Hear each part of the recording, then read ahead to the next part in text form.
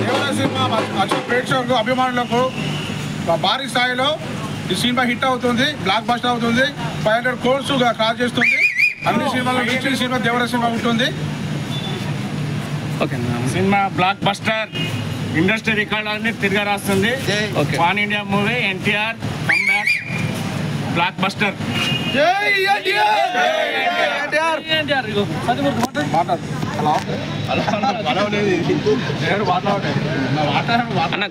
First time pan ఇండియాగా Devara movie release అయింది.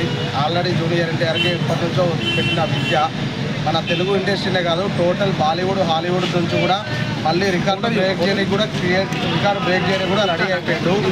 Already బాలీవుడ్లో ఉన్న రికార్డ్ బ్రేక్లు కూడా ఇప్పుడు మరదేసి జేబులో పెట్టుకొని కూడా మా దేవర అనే టీం సిద్ధమైంది.